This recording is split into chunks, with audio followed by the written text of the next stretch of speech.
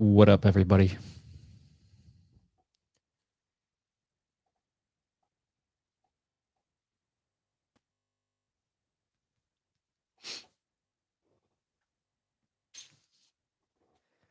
Hello, hello. Good morning. Good morning from Michigan. I'm in Michigan in the United States. You know something I didn't know until I started traveling around? There is a state. Okay, so Michigan is the state of Great Lakes here in the United States. And it means like the land of water or something like that. And I believe it's a Native American word. Michigan etymology. But check this out. Yeah, it's a Native American word that means like the large lakes or like the great place of water. But something that's interesting is there's a state in Mexico, Michoacan, that means the same thing. Oh, sorry, I didn't mean to play that part. But ain't that cool? That there's these two places that are so far from each other, yet they have the same names. That means that these native people shared some similar words, that they were traveling at least from Michigan to the north of Mexico. Excuse me. But I mean, obviously, right? Obviously, people were traveling. It's not like we're the first people to be like, oh, what's over there?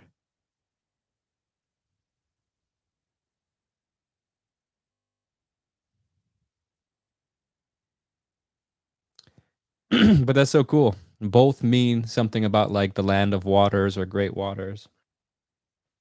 And then you have like, what's that place? Chaco Canyon. I don't know much about it, but Chaco Canyon is a place in where's it at? It's like in Arizona or something? New Mexico? Where's Chaco Canyon? It's in New Mexico. Chaco Canyon is in the northwest part of New Mexico. And in Chaco Canyon, they found uh how do you call it? Parrot? Macaw?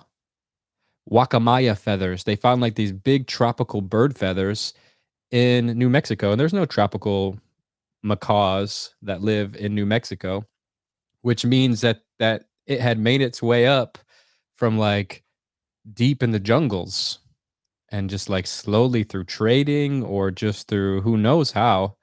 But it's just interesting to think like we think like when you think of well, I don't know, I don't want to speak for everybody, but like when we're taught about Native American history in the United States, I just feel like we're taught that they were kind of just tribal people living in little huts and they were kind of nomadic and not really developed or living in great civilizations or really produced anything that's like you know, is very natural. It's not like they were very technological. That's like the way that our perception of it, that the way the United States talks about the people that were here before we got here. And it's just so wrong. It's just so wrong, like these people were building these crazy mounds. Chaco Canyon had structures. There were structures and civilizations and ideas and astronomical understandings and farming understandings and so much technological understandings just in a different way than maybe we might perceive technology. Like these guys understood how not I mean, I don't know if all of them understood this, but if we want to generalize those cultures that were here before us, they seem to have been more integrated in with nature and understood things that maybe we don't see. Like for example, this is very interesting. Is that I was living with these Mayans, not like living for a long time, but for a couple weeks, I was living with these Mayans in the jungle in Mexico, the La Condon jungle in the La Canja village. And these people are still speaking Mayan. They are living in very small community in a pretty thick jungle. You know, there's monkeys around. There's just all kinds of animals and bugs and um, but they were telling me that you have to watch out for this one poisonous plant,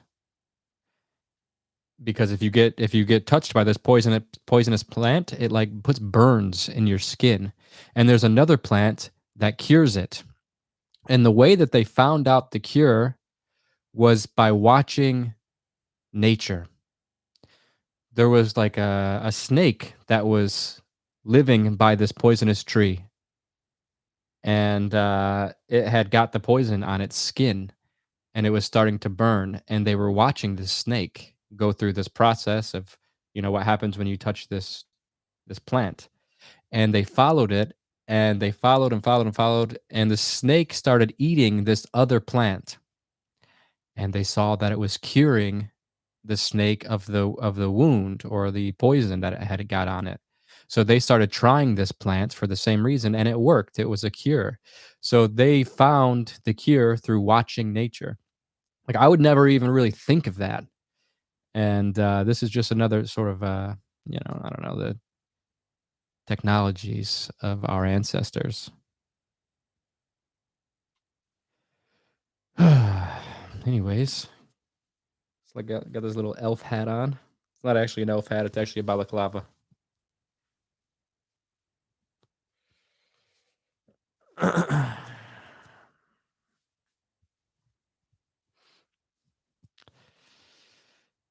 Yeah. I'm sure some of you guys have seen the video, and you've heard me talk about it when I was with these Mayans, these Lacandon Mayans.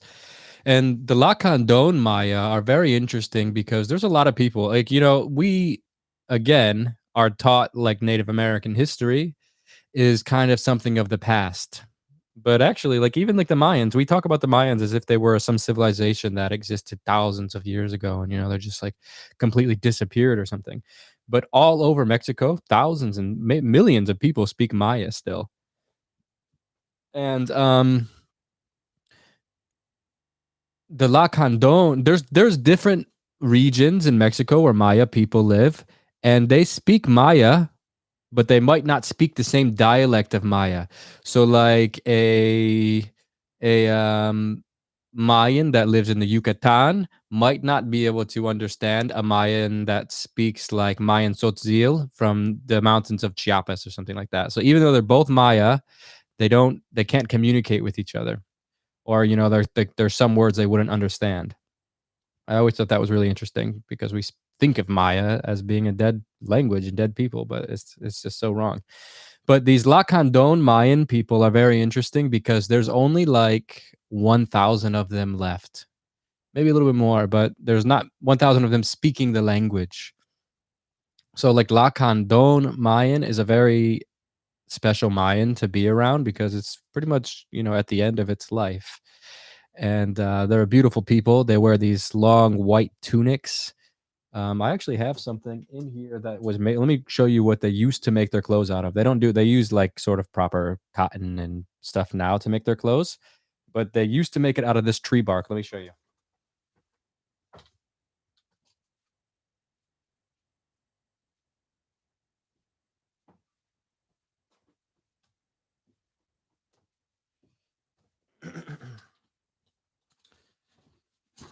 So this is a bag that was made by the Maya people in the Lacandon jungle, and it looks like leather or something, but it's actually the bark of a tree, and it's like pretty sturdy. It can get wet.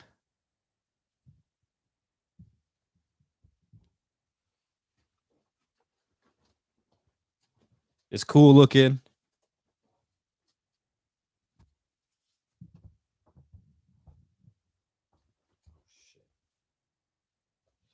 Very fashionable. But anyways, yeah, I spent a lot of time with these people, and I've been visiting them for like 4 years now, on and off going.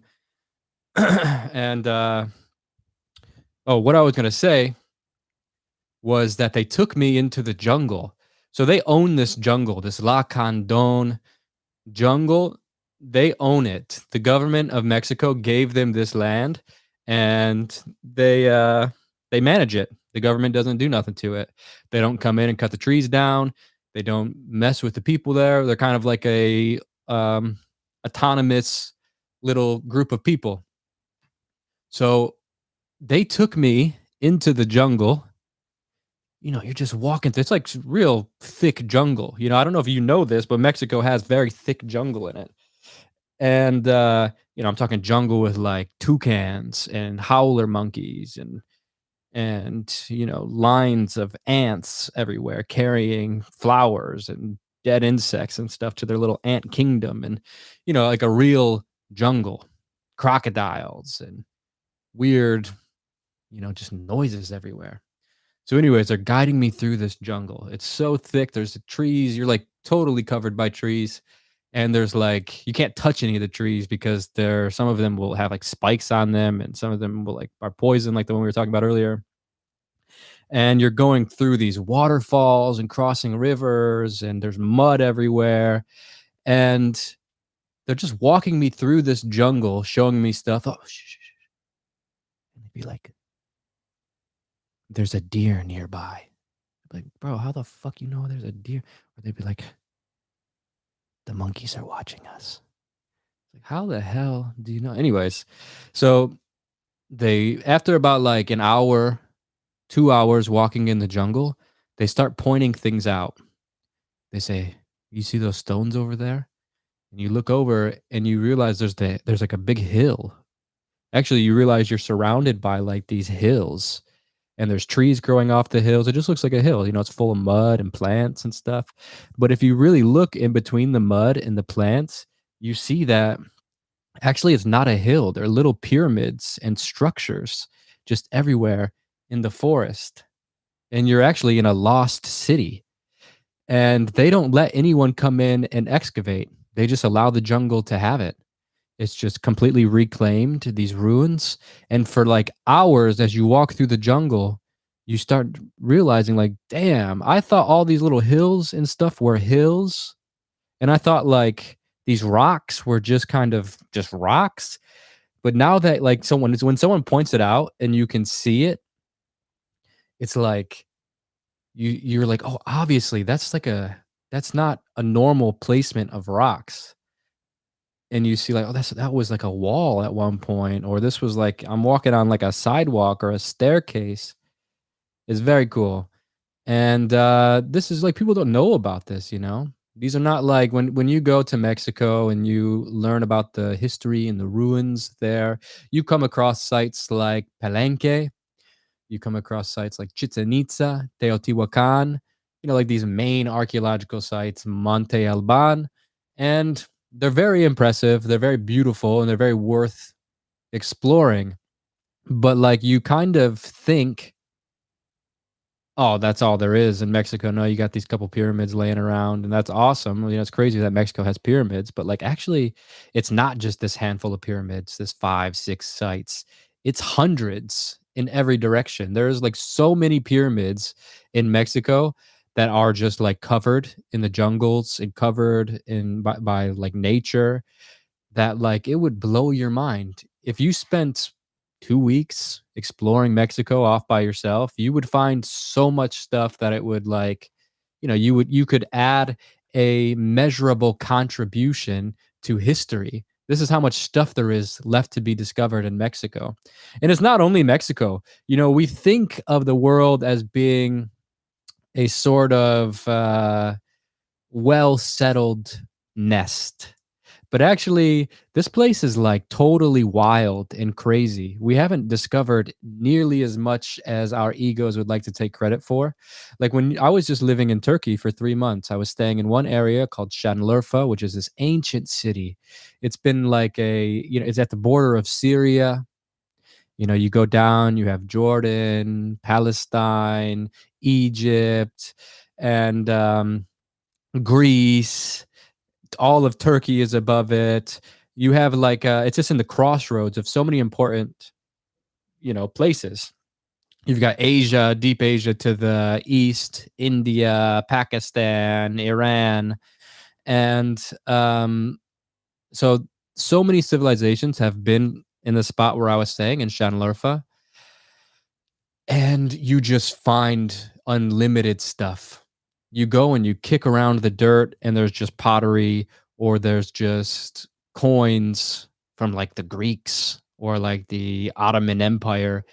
And every week, it seems like they're discovering new sites out in that region of Turkey, actually, all over Turkey. Turkey and Mexico, and I can't imagine it's just those two places, are just like insane. They're just insane because there's so much stuff to be discovered there that's going to change our history, especially in the Turkish area, in the Şanlıurfa area, because those sites are like 12,000 years old, 14,000 years old. They're like the oldest.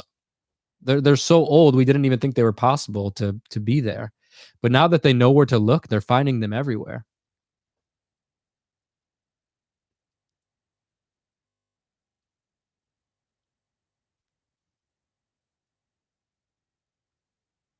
How long have they been digging there? Well, in Turkey, they've been looking since at least the 90s, but like people have just been living there forever. Like when I was living there, I would talk to the villagers, I would talk to everybody, and they would tell me stories of how they've been finding statues, like they've known about it forever. These villagers have known about these things forever. So, like, people have probably just always known about it. I don't know. And it's just like recently when the academics came in, the universities and stuff like that, where they came in and decided, hey, let's figure out what this stuff is. And they started digging around and they discovered, like, wow, this is so significant. Like, the stuff they're finding at Gobekli Tepe, at Karahan Tepe, it really is like insane. It's, like, so mystical when you're there. I've spent so much personal time at Karahan Tepe. I've been in the enclosures. I've just sat there by myself. I've probably been there 20 times. I was there before it began excavations. I've been there every year since the excavations have started. So, like, this is a very, um, a site that means something to me because 'cause I've been able to watch it progress and open and blossom into its what it was. And, it's just so mystical when you're there because this place is 12,000 years old. There's these strange human heads.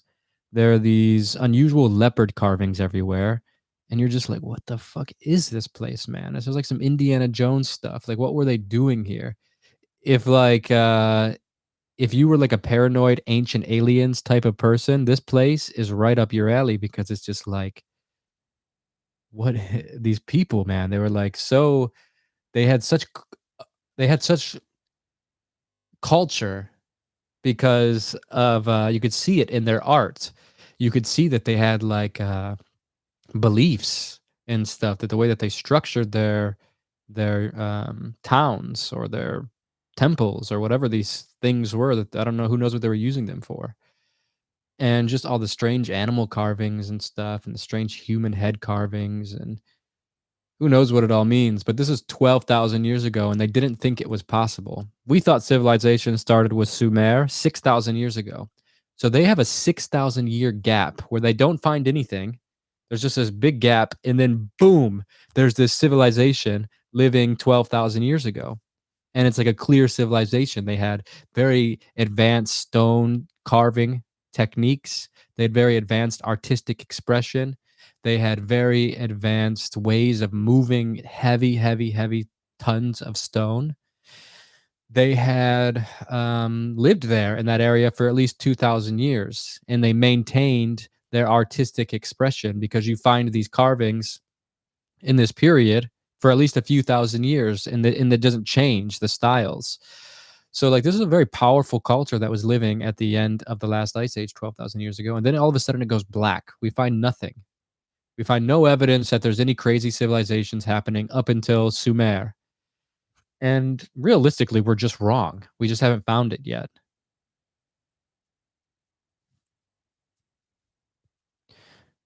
But, hey, that's why we look. That's why we keep looking.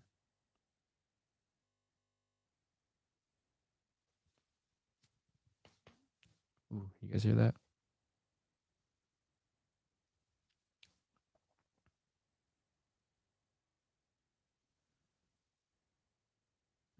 Do you have any spiritual music that you listen to and could share? Yeah, hold on. Let me just grab this binger over here real quick, and then we'll get to that question.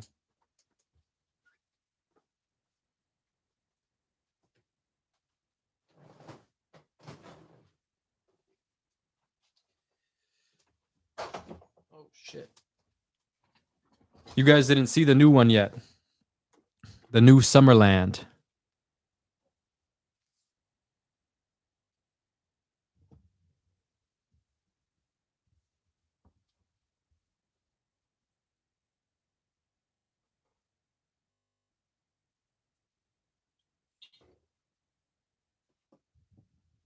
It's beautiful.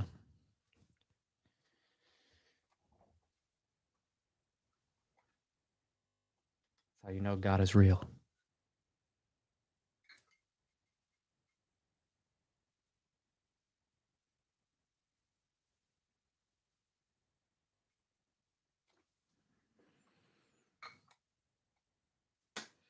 So, I don't know. Ask me some questions.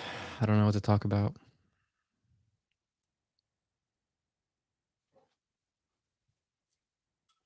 But first, a brief message from our sponsors.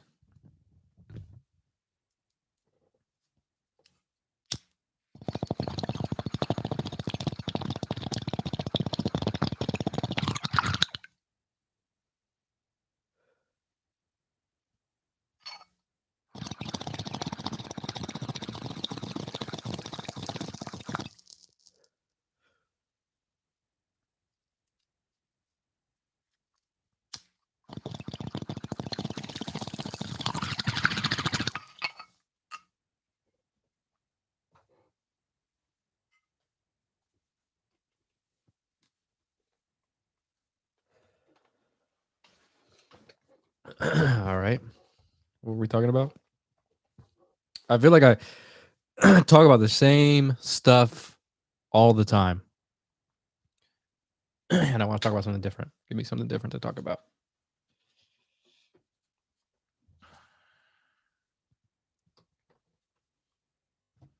Let me listen to myself real quick. Check, check.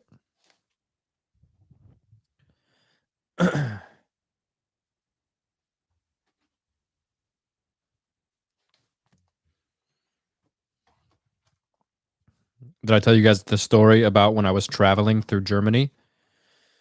I had a connection in Germany, and I have these drums I bought in India. They're called tablas. Tablas are like this traditional Indian drum. It's very beautiful. This guy handmade them for me, and I was flying home with them after being in India, Turkey, Philippines. I've been traveling all around the world with these tablas, and Germany thinks I'm smuggling drugs in them. So they hold me up for like an hour, just going through all my shit, basically telling me like we're gonna have to open this drum, and if they open it, they're gonna break it. They're running it through these scanners. They got dogs around. They got all these police people with like gloves on, wiping it down for like drug residue. They're shaking it up to their ear. They're asking me all kinds of questions. Dog, it's just like a drum. I don't even think there's anything inside of it. I just want to bring my drum home. But anyways, as they were going through my stuff, I was coming back from India. So I have a lot of India paraphernalia in my luggage. And I have tons of swastika stuff because in India, the swastika is a very beautiful symbol. It's not like a bad Nazi type of thing. But of course, Germany, where Hitler was, they go through my stuff and they just find like this bag of not Nazi, but bag of swastika memorabilia. And they were all like passing it around and like laughing and stuff. Pretty funny. I actually bought this tanpura. I broke a string, so I can't play it for you. But let me show you. I bought a bunch of traditional Indian instruments, and I was so inspired to learn how to play. but I haven't really had the opportunity yet. But let me show you this instrument. It's got a swastika on it, but I think you guys would think it's really cool because I love it even just as a decoration in my room. But I do plan to learn how to play it.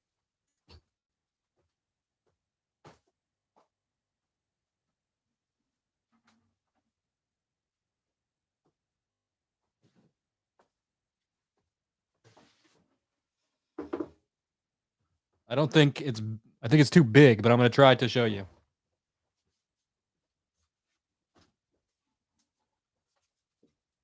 Okay, shit.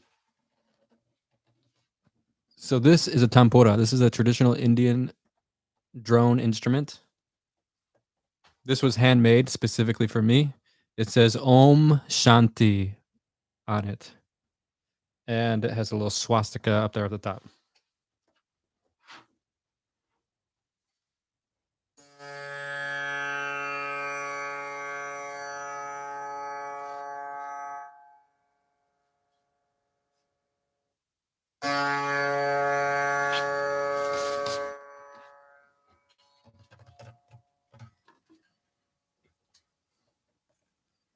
Oh shit. I want to show you the back. The back is real cool.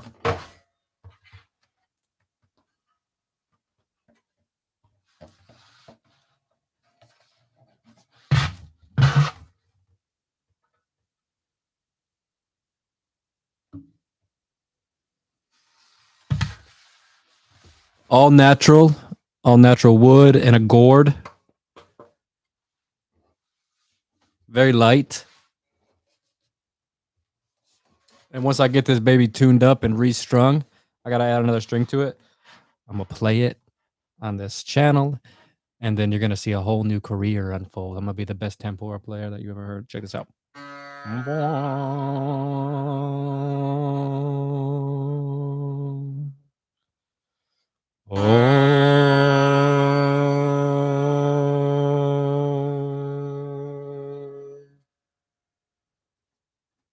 Shout out to the homie that made this for me.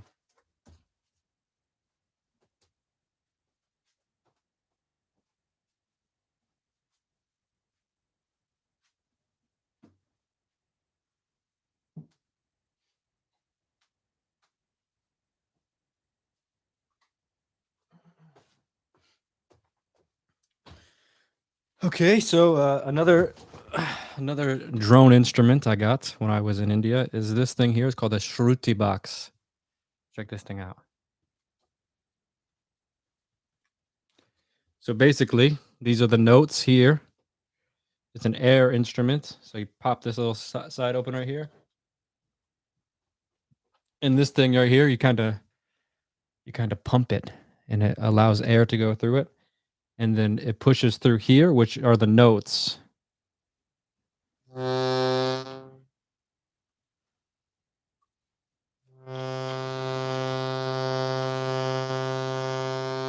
Again, it's just kind of like a background instrument. You don't play anything technical with it. Just for like singing songs for God.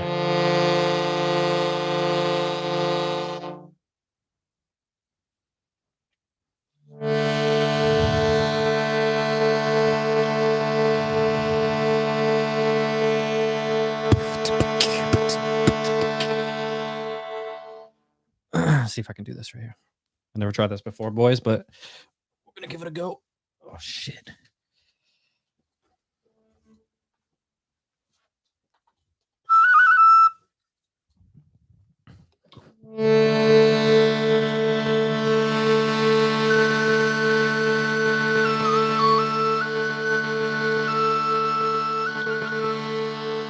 Different.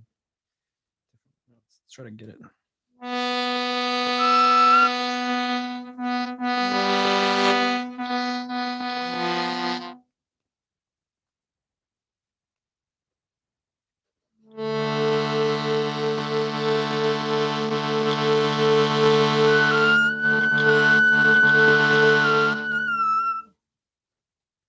I think they're in different keys.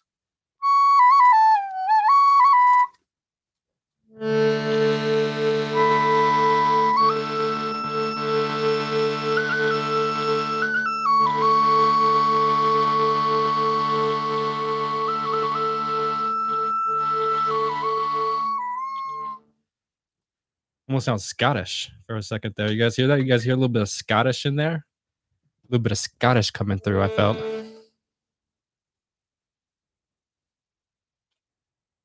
Yo, shout out to the Scottish people, man. I don't know what they contributed to history, but I really feel like if I dug around, they probably did something cool, you know? If I did a few hours of research.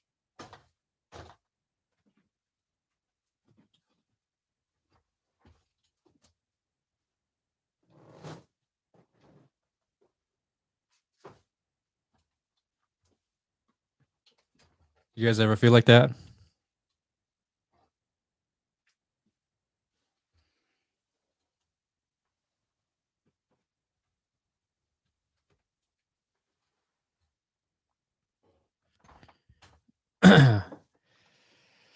Just like Scottish a little bit, you know? You ever feel like just in your soul, it just like I don't know. There's just some moments in the day where I just want to let out like a Scottish yelp. Oh, drink a whole pint to myself. Like there's just some moments in my life where like I just feel like there's a Scottish man somewhere in my soul. And I don't know, I just feel like I can't be alone in that. I feel like that's a common phenomena that a lot of people go through, and I feel like we should be doing research into why that is. Anyways, here's Wonderwall.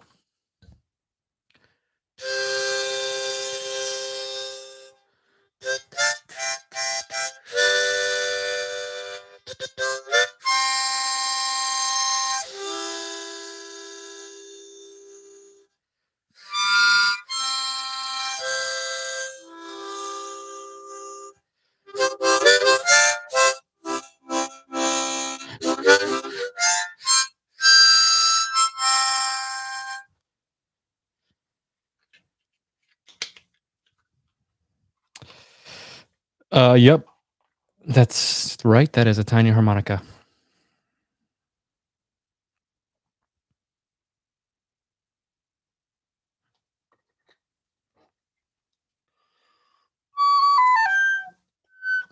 Let me just wet my whistle real quick.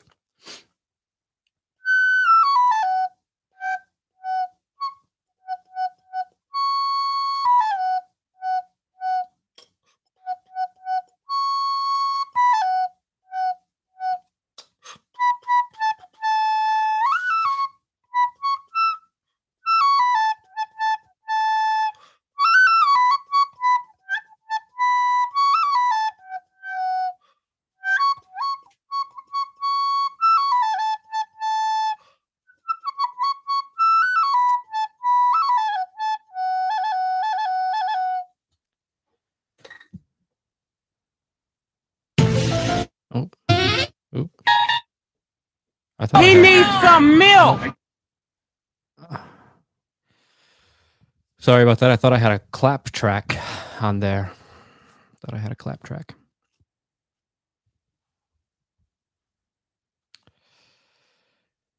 So, here we are, another day. And these days they just keep coming. I mean, I guess like one day they're gonna stop coming. I guess not. I guess a day, even when you die, the day doesn't stop. What is this part of life that just doesn't stop? Because like there's parts of our life that stops. You went to school, you were a baby, you do this, you do that, and it seems like things have a duration. But there's a part of reality, there's a part of every day that just doesn't stop. It doesn't care what happens. It just keeps doing its thing.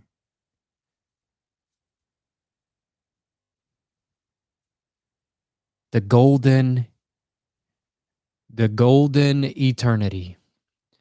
That's what Jack Kerouac called it. Golden eternity. Jack Kerouac. Let me read you some of this, if you don't mind. Can I read you guys some? May I read you some poetry? If it turns out really bad, just say 420 in the chats, and I'll know that means abort mission. It's not turning out good. But I want to read you some poetry about the golden eternity, the strangeness of the part of our day that just doesn't change. All right, 420 if it goes bad.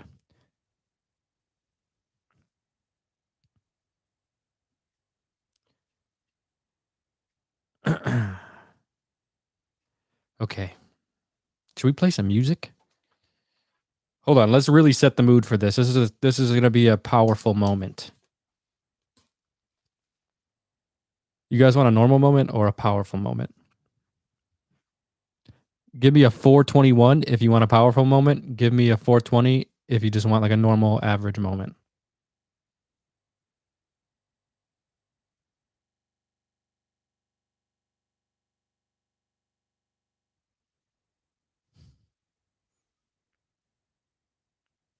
All right, we're going to put some music. We're going to play a little bit of music on here. But you got to tell me if you can hear the music first. Inspirational. What do we feel? Is it happy, hopeful? Let's see. Can you guys hear this?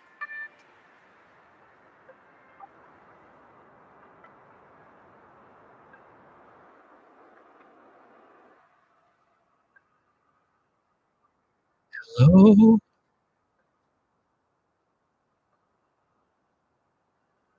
headphones don't really work. I can't tell if you guys are hearing it or not.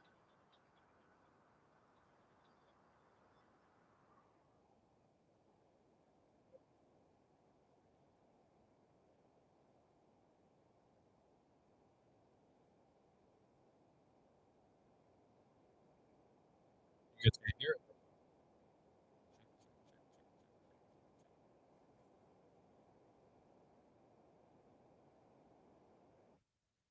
You guys can't hear it? God damn it. We might have to settle for a normal moment, boys. Let's try one more.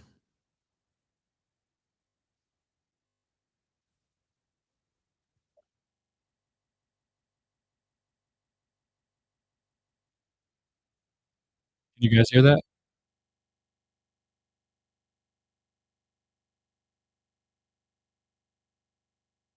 Can you hear my dramatic music?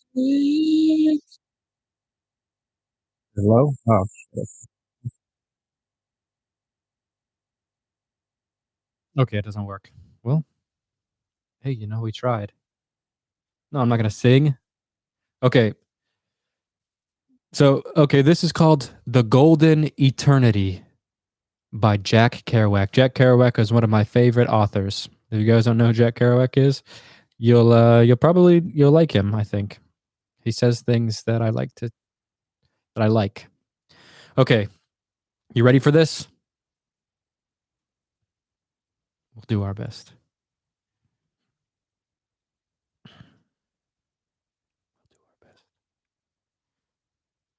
The Golden Eternity by Jack Kerouac. I have a lot of things to share now, in case we ever meet, concerning the message that was transmitted to me under a pine tree in North Carolina on a cold winter moonlit night. It said that nothing ever happened, so don't worry. It's all like a dream. Everything is ecstasy inside. We just don't know it because of our thinking minds.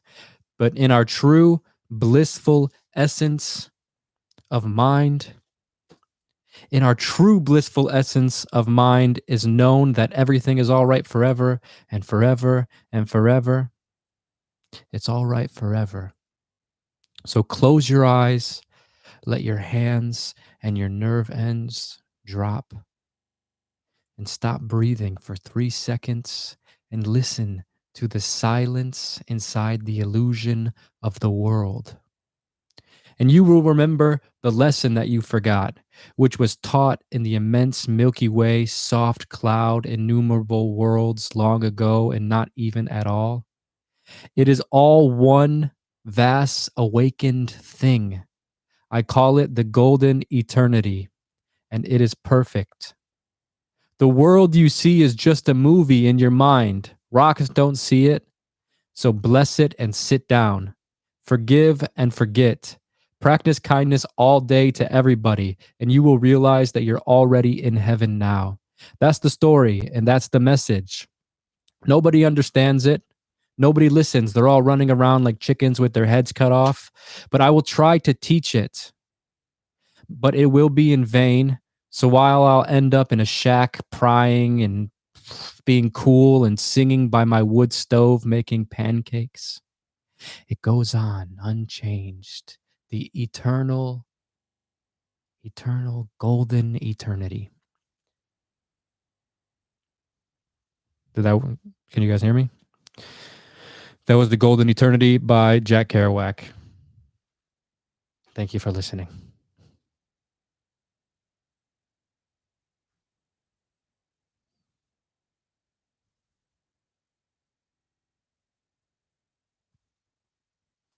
He's a cool author. You guys will like his stuff.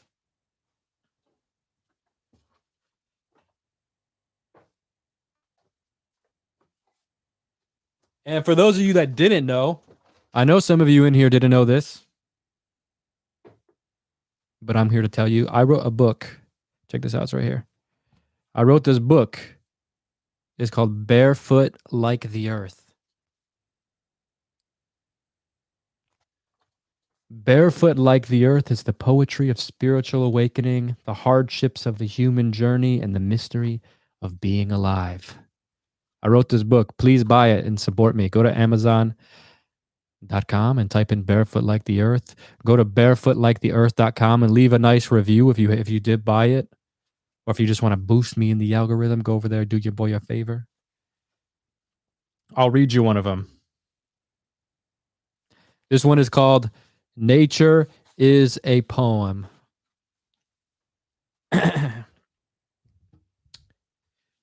Nature is a poem, heartbroken, sad, and happy forever.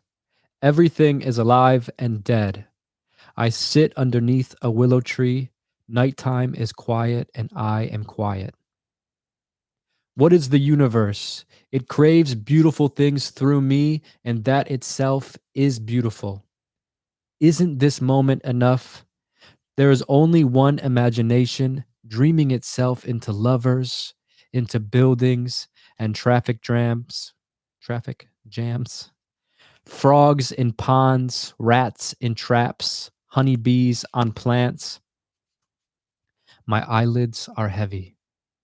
And she said, be wild in love in your heart, and you are always with me. Together, happy, God, goddess, Shiva, Parvati, trees, soil, sky, sunrise, sunset. I feel like the earth is a waiting room, but I can't remember what we're waiting for. I'm bargaining with God to keep my hair, but it's still falling out. Isn't this moment enough? My grandma is dead and everyone I love will die. Isn't this moment enough? This one right here on the next page is called Sacred Mushroom. This one's about taking a mushroom and eating it.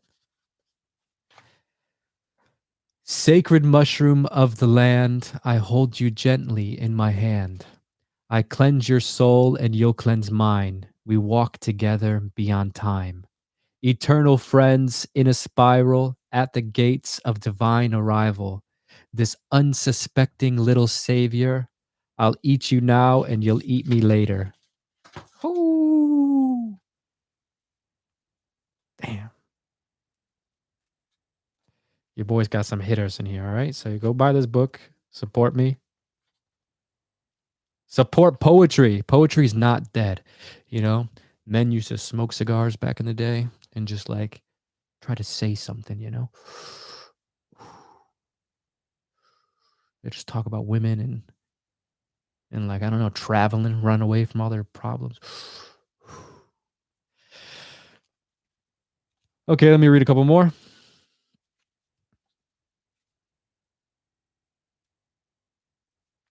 This one's called This is the Afterlife. Someone was asking about the afterlife. Check this out right here. All right. This poem is for you. I have died a million times, and I will die again tomorrow. I have become wood and fire, and ashes are not the end. This is the afterlife, don't you know? Form comes from the formless, and formless comes from the form.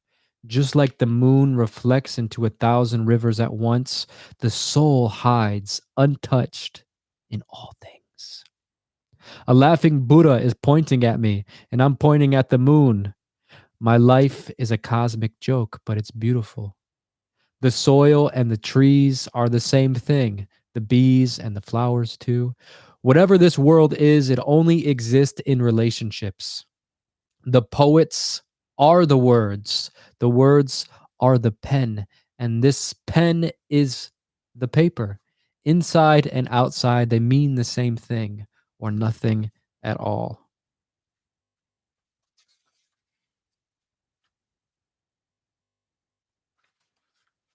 Bada bada boom. This one's called Mahadev. Wanderers do not become Buddhas, they become poets. Storytellers never reach nirvana, but their words will take you there. They say when you write a poem that it's no longer yours, that it hitchhikes itself from heart to heart in whomever it meets. I'm not sure who these words are about. Sometimes words just want to be alive for the sake of whoever needs to hear them. Jesus grabbed me by the hand and carried me through Buddha's empty land. Shiva danced around my corpse, 1,000 heads with crowns of thorns. Krishna's form is all of time, and he's come to engage and take my mind. Damn, I forgot about that. I didn't remember writing that one. Anyways, boys. This one right here. This one right here. This is a one about love. This poem right here. I dedicate this poem right here to all the lovers out there. It's called The Universe Happens by Dakota Wint, by Dakota of Earth. Subscribe. The universe happens. All of a sudden, the universe happens. A star explodes, a place appears, and somewhere in the middle, nothing turns into something, and little people wake up and they look at each other. This is impossible, yet when I see you, I know that this is possible. I recognize the mystery of myself and the mystery of how all this happened. And we are just here laughing. And for me, this is all I need. I don't need to be whole or perfect. The irony of how surrender allows you to receive. I am loving you.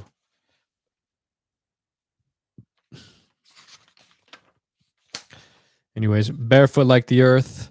Go buy this book. If you wanna give me a birthday present, go buy this book. It's $10. Barefootliktheearth.com. You support me when you do it. And yeah, your boy's out here really trying to be a poet. You know, poetry's not dead.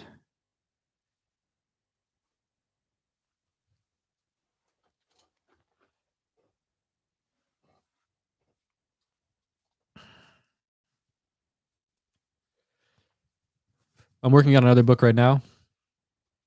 This book I'm working on is about. It's about, what is it about? I think it's going to be called. Well, I don't want to say what it's going to be called because I don't want no one to take it. But it's going to be about the psychedelic experience. I think.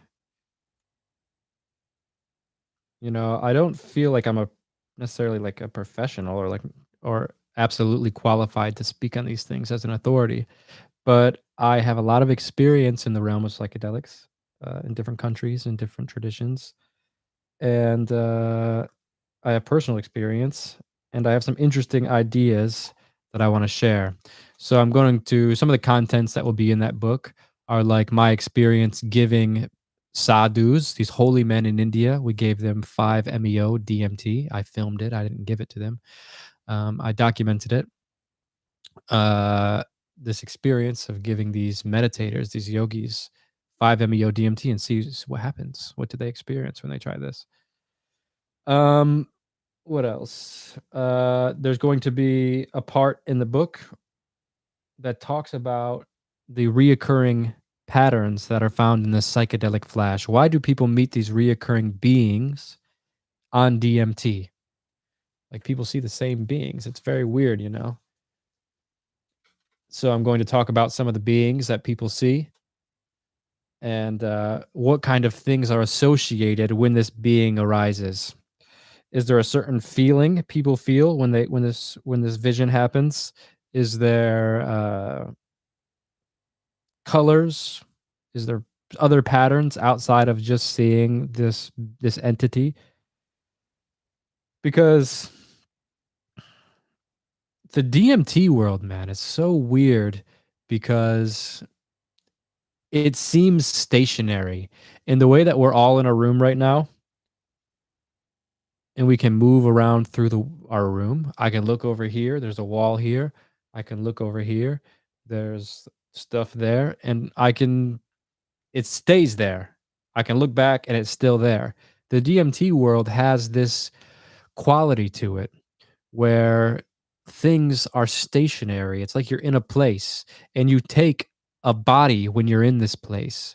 Like you have a neck, you can look around. It's not like you have a neck like this, but like you can kind of look around and things are there. Like if I look over here and there's this thing here, I look over here and I look back, that thing will still be there.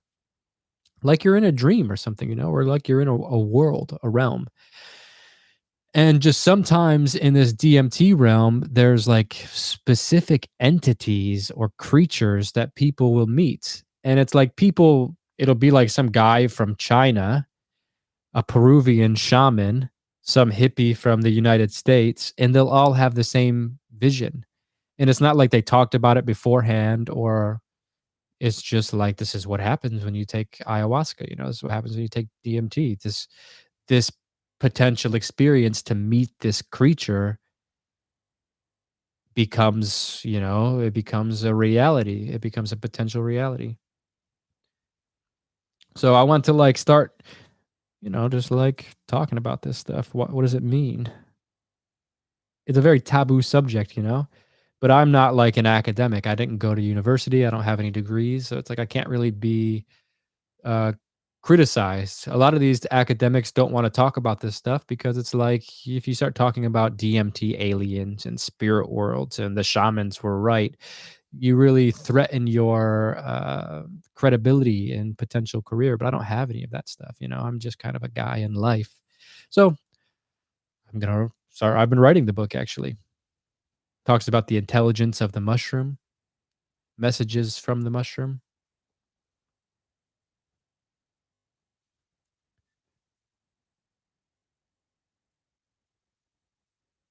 Cultural uses with the mushroom, like which cultures used these different plants and their interpretations of what the visions mean, and just like start to put the puzzle together, you know, or like I would like to contribute my ideas to that space because that's been a powerful space for me. But I am kind of bored of talking about that stuff all the time, man. Like I don't know about you guys in this specific room, but some people in this world just think I'm like constantly tripping. And I'm really not, you know, it's only a couple times a year that these things happen in my life. I talk about them a lot because they're very interesting, you know. I'm still talking about the first mushroom experience I had years ago, you know.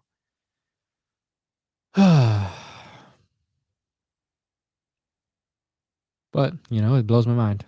Blessed.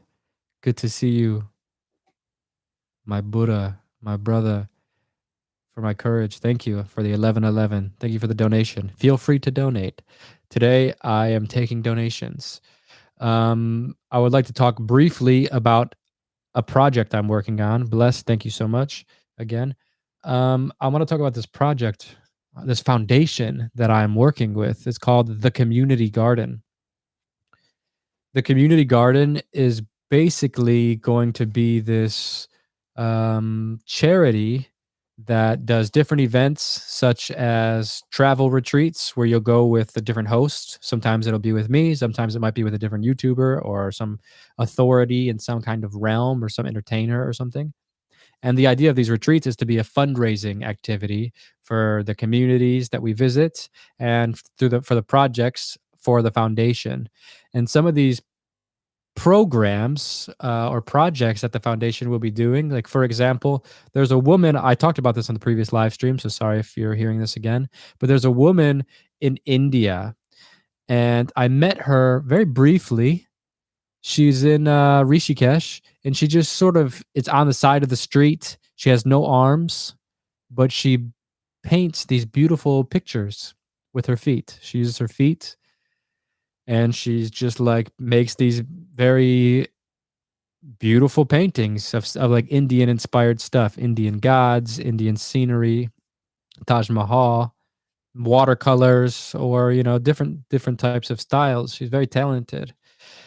And we're coming up with different ideas of how we can bless this lady. The idea is to find people that have interesting stories, unique circumstances, or like, some kind of struggle, and how we can bless them. So we're going to hopefully, with her consent, share her story and find a way to surprise her with the blessing of maybe some kind of art gallery, some kind of storefront for her to sell her art, or try, coming up with the best ways that we think we can help her and amplify her. So like this is the goal of the Community Garden, and it'll be have a YouTube channel where these stories are uploaded. It'll be on Instagram and all that kind of stuff, and people will get to see directly where their donations go. If you donate $10, you'll get to see directly. If you want to donate to a specific person like this woman, you'll get to see like, wow, we actually made a difference in this woman's life. And it's very, because like I did some charity before, originally with this, before this Community Garden became official. I did some charity in Turkey. Couple $1,000 we raised. We bought this whole village new clothes. We bought them toys, yada yada yada. The whole like, I was feeling like Mother Teresa walking through there. And when I came back, I was very discouraged that a lot of the villagers had sold all the clothes we bought them. We bought them these beautiful jackets, warm winter jackets, socks, boots, prepared them for the long winter that was coming, and they sold it. So, which is okay, whatever. They wanted the money more. But so I think like doing these stories or these people that helping one person opposed to trying to help a general village, like, dedicating a few $1,000s instead of trying to like buy this person some boots and this person some boots and this whole family boots. You take that couple $1,000s and you invest it into one person's dream and help them and amplify their story. This is the goal of the Community Garden. And not only people, but communities too. If there's some sort of community that is at a vulnerability, we were talking about the Lacandon Maya people earlier. There's only like 1,000 people speaking the language. It would be great that we do some kind of program that teaches the younger generation the language, try to do a cultural preservation. These sort of things is the goal of the Community Garden. And anyone can be a part of it. If you wanted to be a part of it somehow, if you have some idea, please can you become involved in your local community to promote this kind of stuff? Maybe it's like collecting cans of food or clothes, and we donate it and ship it somewhere. You can help however you can help, and I'm happy to be a part of it. Even if you can't donate money, there's other ways to help. Promote us on social media once it's like fully running and stuff. Anyways, yeah, sorry I'm ranting, but this is kind of what I've been devoting my time to lately is this Community Garden. That's the name of the nonprofit, the foundation. Look, it's totally legit with the United States government. Any donation people make is actually a write-off on your taxes. They recognize it as being a charitable contribution to the world.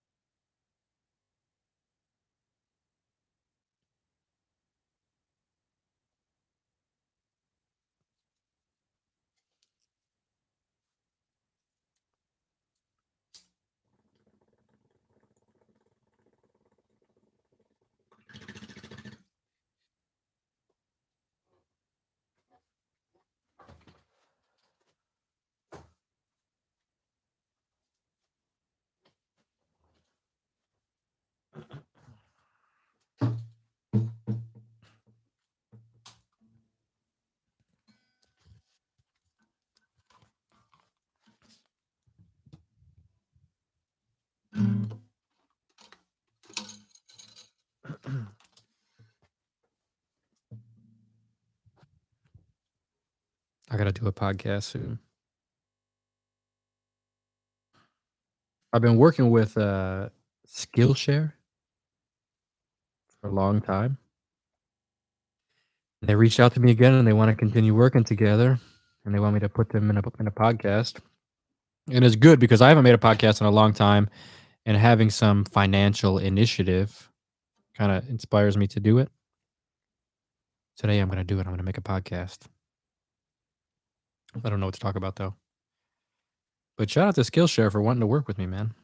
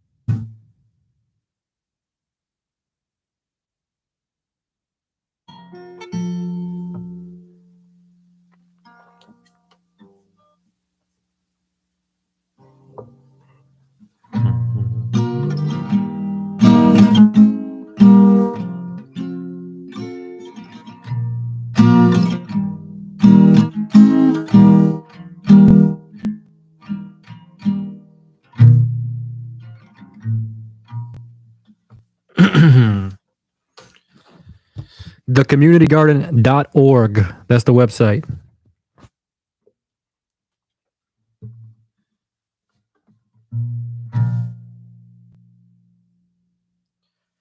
Om Hari Om Gopala Krishna. Om Hari Om Govinda Jai Gopala Jai Jaya. Hari Om Gopala Krishna. Om Hari Om Govinda Jai Gopala Jai Jaya. Om Hari Om Gopala Krishna. Thank you. Om Hari Om Govinda Jai Gopala Jai Jaya. Hari Om Gopala Krishna. Om Hari Om Gopala Krishna. Om Hari Om Govinda Jai Gopala Jai Jaya. Govinda. Govinda. All right, we're losing the crowd, boys. What do I gotta do? Gotta take acid. Is that what you want of me?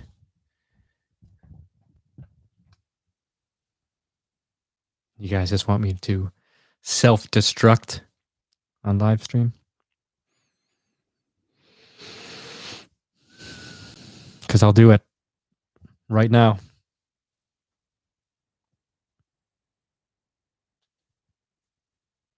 I'm sure there's some acid around here. I can sniff it out.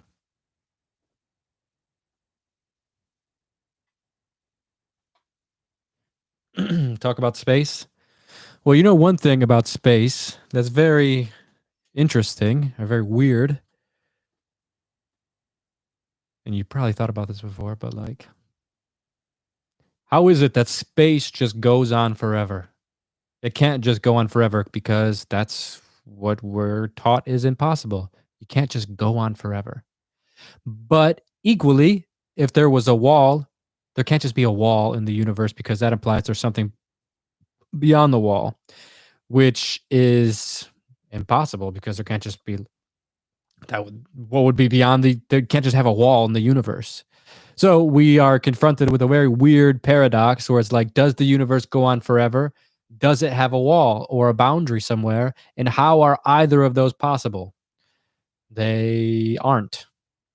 So like what does that mean? And how are we just inside of that?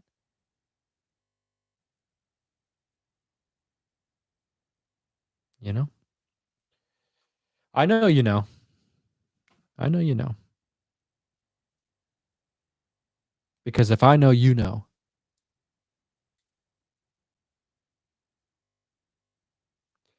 It's literally called space. Yeah, like we just move through space. Like we're in something, but we can't feel it. We can't see it. We can't taste it. Unless you're in like New Delhi, of course. But like, I don't know, it's like a fish in a fishbowl, you know? You're just in something and we have no idea we're in it.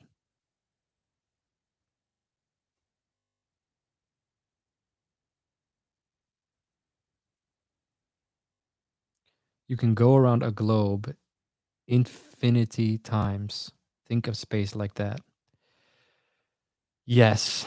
Yeah, the only thing that really makes sense to me, the that space is actually infinite.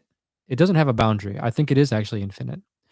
But the way that would be possible is that it's like a hologram or a point of consciousness. It's like a projector. This projector is shooting out all of these different colors, these different images, yada yada yada. But it's just a point. All this infinite universe can exist within this projector's capabilities. It can project Avatar world. It can project the Titanic. It can project any infinite amount of creations that you can imagine. And but it's all just a point of light. You know, it's not those worlds aren't actually existing out there somewhere.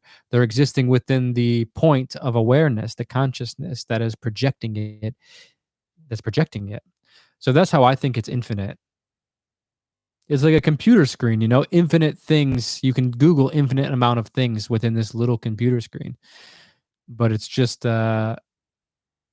know, it's just like there's infinite depth in the computer. Video games, anything, you know, it's like infinite. It goes in and in and in and in, but it's just the computer, you know.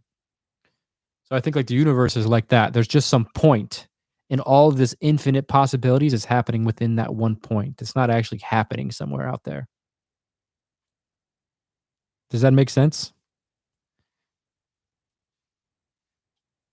Or am I losing it? Because I feel like both.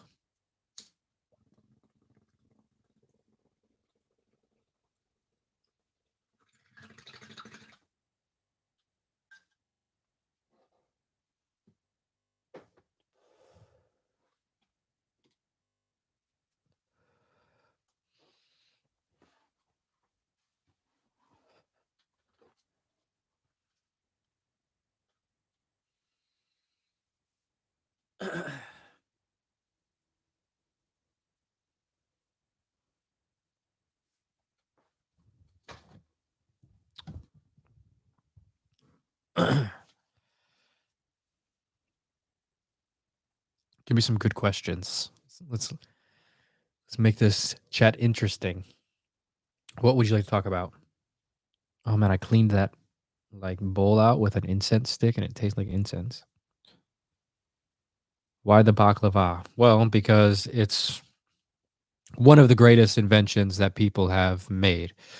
There's a couple great inventions scattered throughout the different cultures that have been valuable to humanity.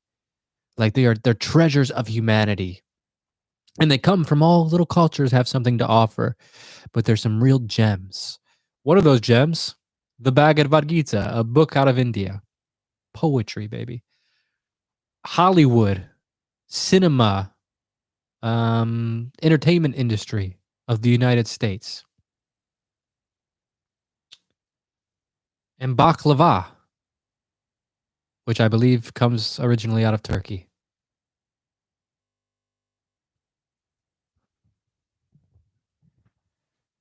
Oh, were you saying balaclava? Why am I wearing a balaclava? Sorry, I thought you were asking about baklava, which is a Turkish sweet. The balaclava, well, I was originally wearing it just as a beanie, but it's just slowly progressed to this. This is just, you know, what the universe wanted.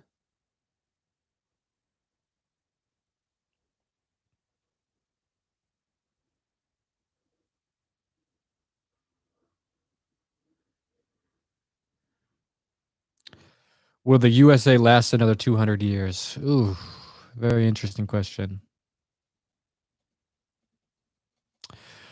No, I don't think so. I think like even in our lifetime, we're going to see a whole shift in the world.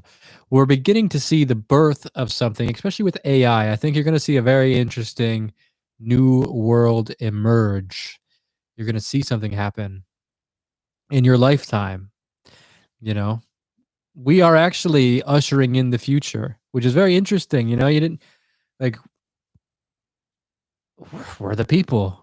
We happen to be the people. How crazy that we are the ones that were birthed with this karma to usher in like we thought we were in the technological age. We got cell phones, we got wireless laptops, we got this, we got that, We're in the technological age, but actually we're not.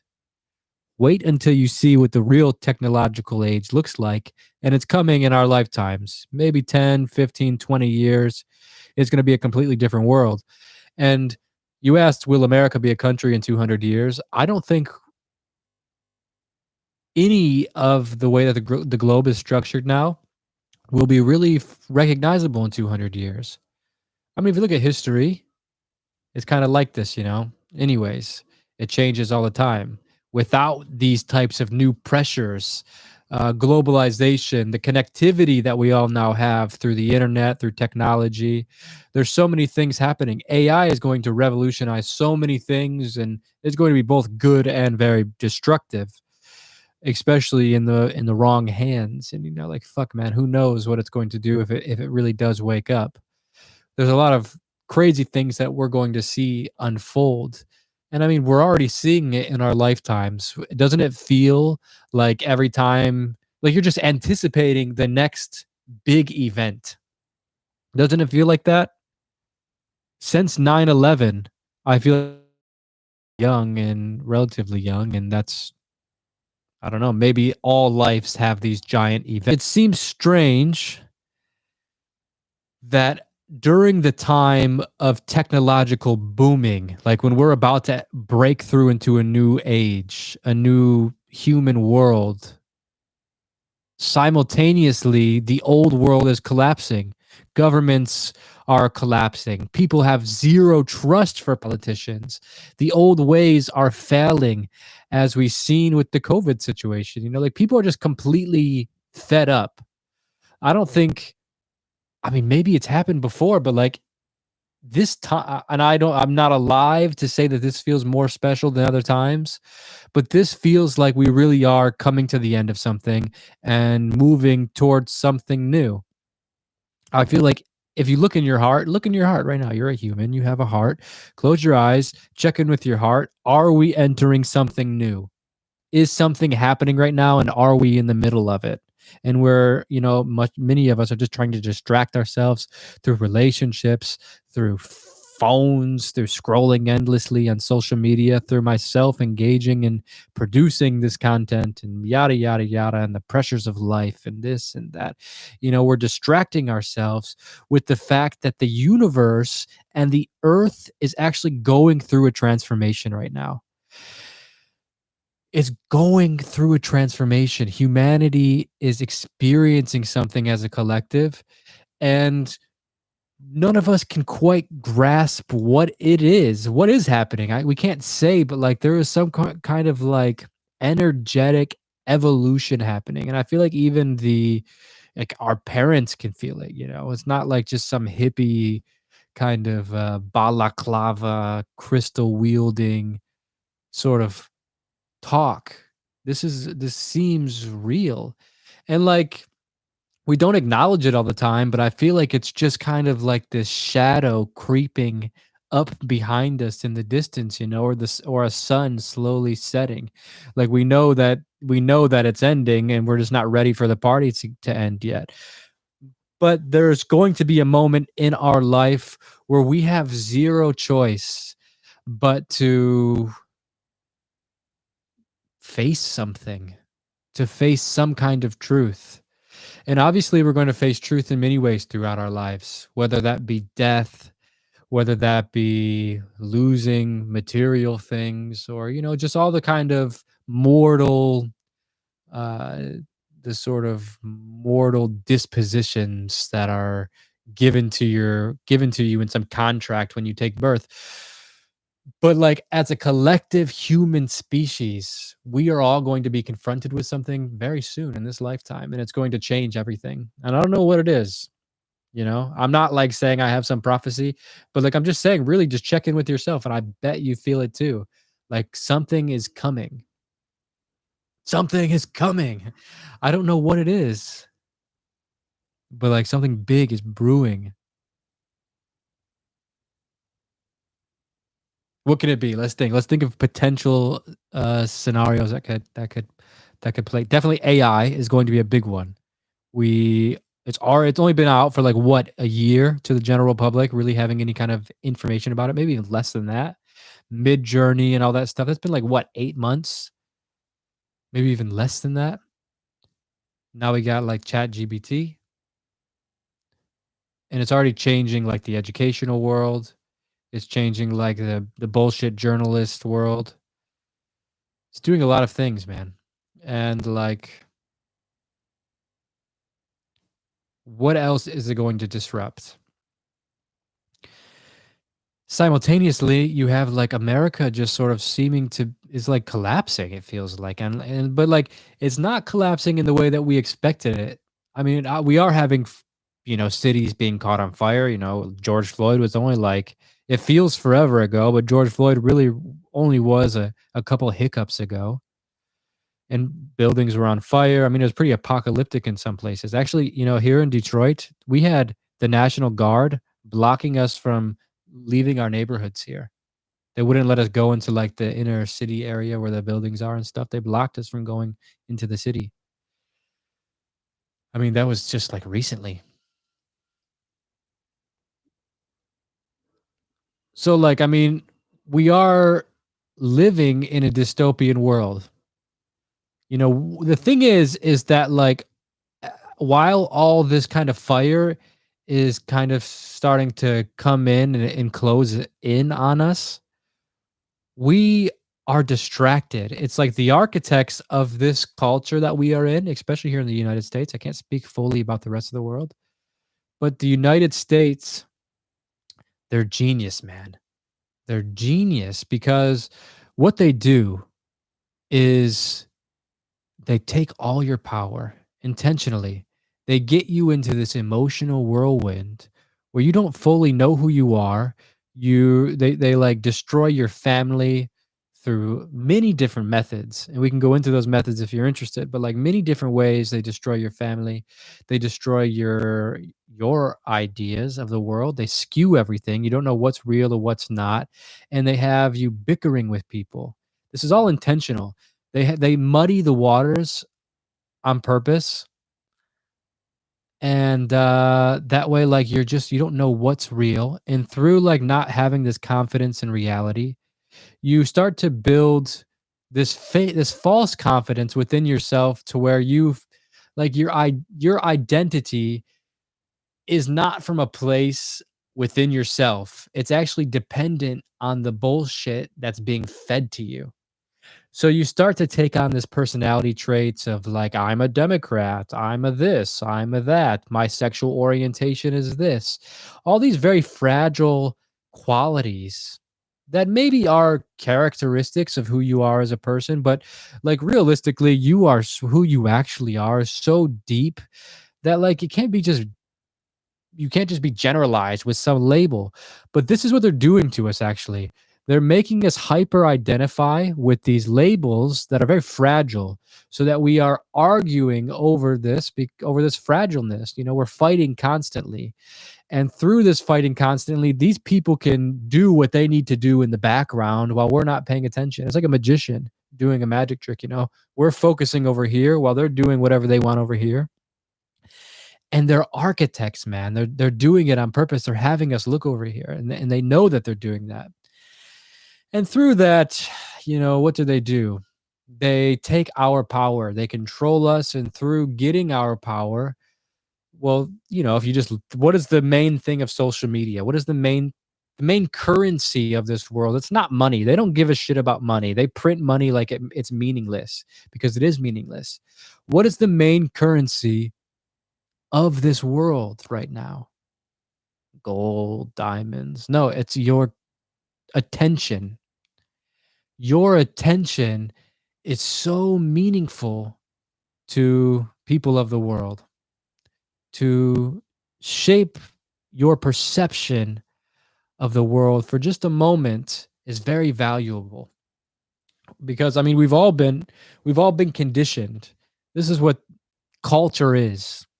When Terence McKenna used to say culture is not your friend, what he meant was that culture does this. Culture has you becoming a Democrat, becoming a Republican, becoming some identity that has you hyper focused into the fabrics of your bullshit environment.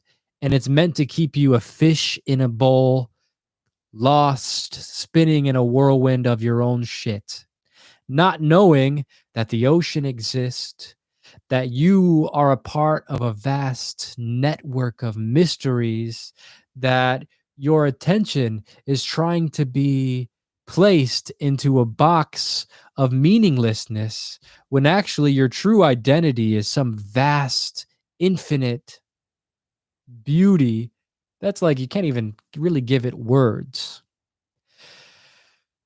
But when they have you powerless like this, you're very easy to control. What do they get through control? Well, they get whatever they want. They get armies. They get scientists to build atomic bombs. They get whatever they want. And that's the true currency, is your attention, because with your attention makes kings.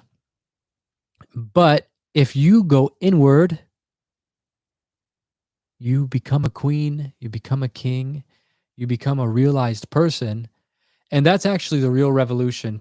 We think that the revolution is like, okay, think about the George Floyd thing. This man had a police officer crush his neck. This is like everything that has just been building for a long time in the United States. This white guy that represents this powerful United States authority figure with his knee on the neck of the oppressed. This is like a symbol that's just been brewing for a long time. And it popped. Boom. Cities all across America are on fire. People are just letting that rage out through violence. I forgot who said it. Violence is the language of the oppressed. I don't know, maybe Martin Luther King said it. But like, did destroying these cities make a difference? Did marching in the streets make a difference? Did this disruption make a difference? No, it didn't. A bunch of people made money. Nothing really happened. It actually created just kind of more confusion and chaos in the communities. And we still haven't even recovered from it yet. So what's the real revolution? What is the real way that you and I and us as a community of people, not through our race, through our gender, through our political ideologies, grow? Because are we growing as a collective if we're trying to grow through those things? We have to break these boundaries so that we can truly evolve to the next step of like a more loving place. Is it possible? I don't know, but you know what it is possible is that we go inward in ourselves and that we become better people in our own lives. We can't change the world. We can't change the world, but we can change our own worlds. We can go inside. We can learn to be quiet. We can learn to not react to the world as much. This is true power. They want you to react to everything. This is why like the yogis and the sadhus are just done playing the game. They're not in this karmic chain of reacting and reacting and reacting. This is like with the Buddha, when the Buddha would say, stop trying to become something and just be, because we're in this constant like state of running and trying to do something and trying to become something and trying to do this and do this and do this, reacting and reacting and reacting. But if you just cut that chain, and you just don't react, you take back all the power.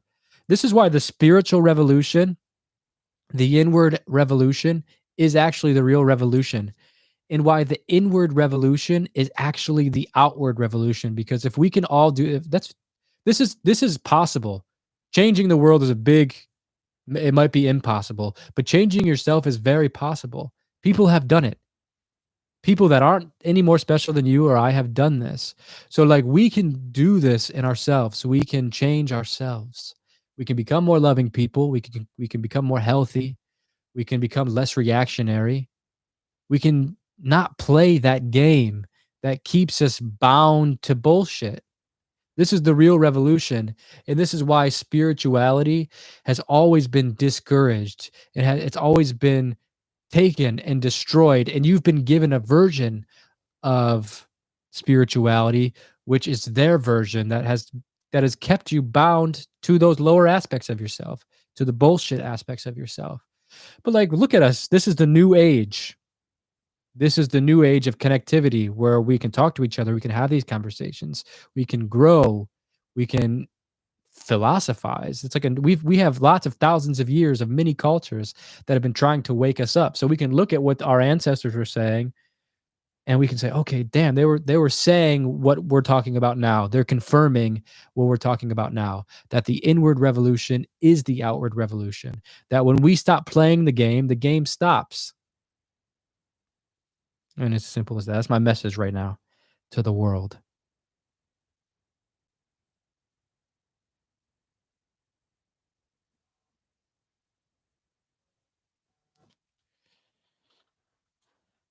I don't mean to be speaking about revolution in this attire. I know it doesn't look that it's not the best look.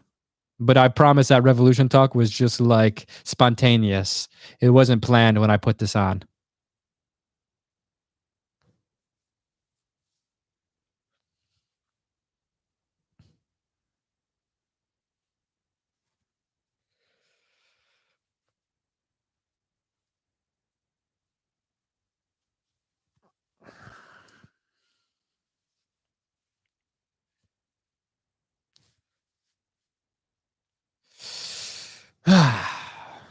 But for real, like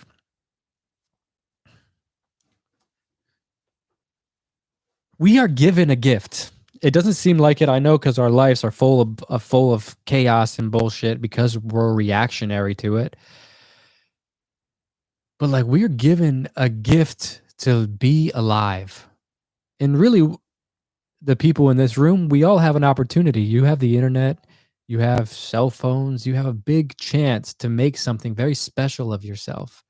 Not many humans have had this opportunity, and you are one of the people that have had this opportunity. It's like the universe is blessing us with a little upgrade in our species and just seeing what we do with it. What can they do with it? What can you do with it? Can you do something special with your life and make something beautiful of yourself that like your ancestors didn't have the opportunity to do because like they didn't have the resources that we have. So like what can we do to make an impact while we're here? Mm, I don't know. That's like a question we all have to ask ourselves as individuals. For me, like traveling around and like sharing stories and like trying to maintain this I feel like one of the oldest professions of being a human. One of the best qualities a human actually can have, and I feel like it's storytelling. A storyteller will always be able to make it. It's like a hunter will always be able to make it. Someone's very good at foraging, like, carpenters and these types of people with these very important skills will always be able to make it because they offer something and they have a skill to survive. I think I mean, I guess storytelling isn't really going to help you if you're by yourself in the woods, but like in a community, a storyteller has been always such an important role to inspire people, to try to say something, to try to say it differently than the way that they've heard it, or try to just create a new way to view the world. And like for me, that's what I feel passionate about is like trying to storytell, not only with myself, but trying to share stories of people and like just like trying to like show a different way for people to look at the world, because we look at the world as being so kind of boring. We go to work and it's just like day after day, it's kind of this mundane thing, but like it doesn't have to be. You can break that cycle actually any time you want. And if you really, really, really try, you'll be guided to make it work. I mean, many people have done it, you know, and I've done it on many levels in my life, and I'm not a special person at all. You know, what are you saving money for? Go somewhere and like get a new experience, test yourself, get uncomfortable, you know, like we're constantly like trying to build this nest of comfortability. Always in our lives, we're just like trying to, oh, you know, I need this house and all this security and yada yada. It's like just let that go for a little bit and put yourself in a position where you have to panic. Because like where what you don't really learn who you are when you're in some comfortable situation. Being in a challenging situation where you have to make a real choice. Do you go left? Do you go right? Because these are going to make these which way you go is going to make is going to be an impactful on your life. It's going to be impactful. Put yourself in those positions. Obviously not to a point where you're going to like ruin your life, but like, you know, fly to a different country where no one speaks your language and just like figure it out. Just see what happens day by day. Don't even have a plan. Just like see what's happening on the planet. This is your planet, man. You're on this planet. Look around, go outside. Hey, this is you're here. You're connected to this. This is your home. And like you're sharing it with all types of beautiful cultures, beautiful people, animals, trees, nature, the same sky covering all of it, the same moon that you look at every night, the same some person across the planet is looking at, and that person is living a completely different storyline and different whole world view than you, and you should check that out, because like you have the opportunity to check that out. You'll always figure it out. There will always be some shitty job for you to go back to. So, you know, do it, you know, like do something beautiful with your life and with your time here. Go meet someone that's like living a completely different world than like for me. I've said this before, but like it's so true. I traveled all around the world. I went to India, I went to Mexico, I went to Jordan, Egypt, and Romania, and all these places seeking spirituality. And I was in Mexico one time with this guy, Jose, this old man, probably like, I don't know, 75-year-old old man farmer. At the time, I wasn't speaking any Spanish and I couldn't talk to him, but I was just like in this random village in Mexico, and he invited me to his house, and it's just like a normal little Mexican house, you know, like Mexicans in like the pueblos live very humble. And he was just giving me tortillas and beans, and I was meeting his wife, and I had no idea what he was saying, and it was such a spiritual moment for me. It was like it was what I was looking for when I was like meditating in front of the pyramids, or like when I was uh chanting in India. I was looking for that moment right there, that spiritual moment of like, oh my God, like I'm just connecting with this like we're sharing this weird little moment right now. I speak English, he speaks Spanish. He's 75 years old. I'm like 25.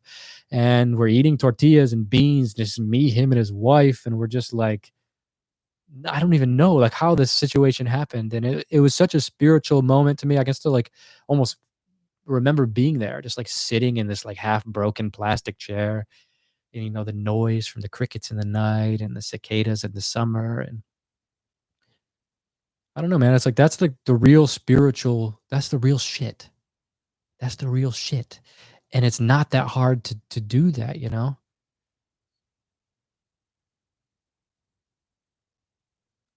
The world is a spiritual place. Actually, it's everywhere. You don't have to travel to grab a hold of that spiritual stuff.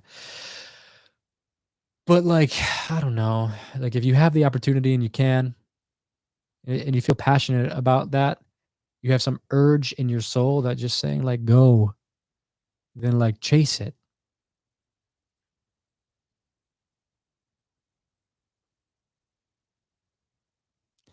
Did someone need to hear that?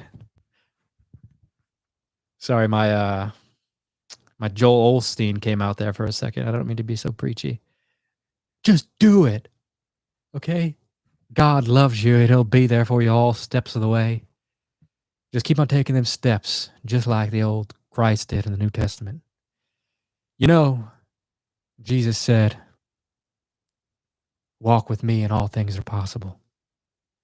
So brothers and sisters in Christ, go out there and walk. Walk, I say, into this unknown oceans of the world, just like Jesus when he was on the water walking. A miracle was the Christ child, and the miracle is your own life. Can I get an amen? Damn, could I be a preacher? Could I start my own Christian church and preach the gospels successfully? I made all that up. I don't know if Jesus said that, but I'm sure he said something similar like that.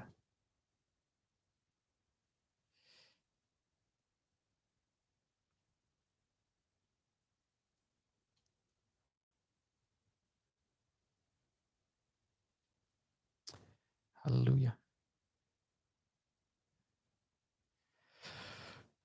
You know what's very funny is that Joel, this is what I hope out of myself in my life one day. Joel Osteen, some of you guys know him. He's a very big, famous preacher, always preaching about the word of Christ.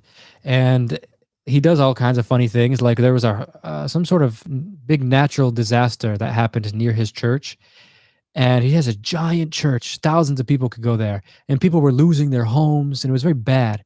And they locked the church doors. He said, nope, no one's coming into the church. So like all these people were like struggling without a home, looking for shelter. And he locked the church doors. And then they had a plumber come in to remodel some of the bathroom stuff. And the plumber had to destroy part of the wall in the bathroom to fix the pipes.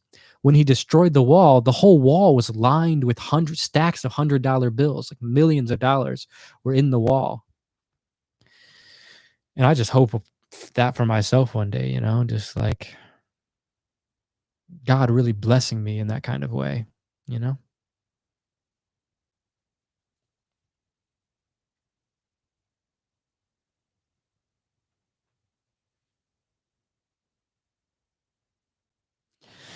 Nah, you know, we are blessed.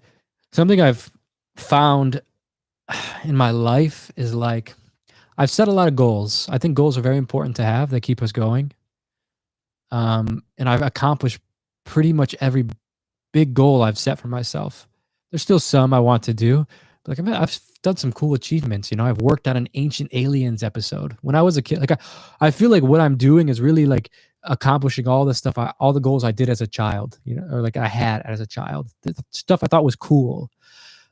Worked on an episode of Ancient Aliens. I loved that show as a kid.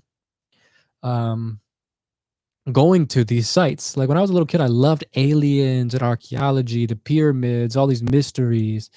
What does it all mean? You know? And like I went there. I went to these spots, the pyramids. I went inside the pyramids, climbing through the chambers. And like the whole time I'm just like fist bumping my little kid self. I'm like, man, I'm doing this for you. I'm doing this for you, little homie. Because I love you and I'm happy to help you accomplish your dreams. And you know, uh Ancient Aliens, seeing the world. I've met beautiful people. I've fallen in love. That's the real blessing, you know? It's not money. It's not Joel Osteen's walls of money. It would be nice, you know? I would love walls of money. And I wouldn't turn it down right now. But I'm just saying, as a person that doesn't have walls of money, you can still find happiness without that. But it would be nice. Well, I would do a lot with some walls of money. I would do some great stuff for the world. Well, it depends how much money there was, you know. I would do what I can. At least for like someone. At least one person would be saved. Well, I don't know. I can't save people with money, but you know, maybe I'd like if they needed a prosthetic leg or something like that, I would buy them a prosthetic leg so they can get walking around again, you know. You want to walk around the block or something, you know. I got you if I had Joel Osteen money. I don't know why he doesn't do that kind of stuff, you know.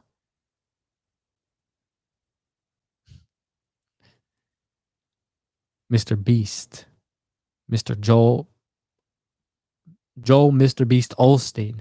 That's what I'm trying to see.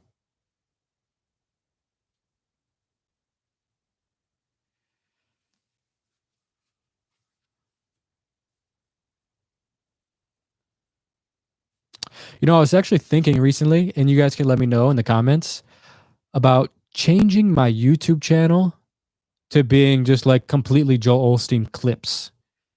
Let me know what you think down there in the comments. If you guys think that's a good idea or not.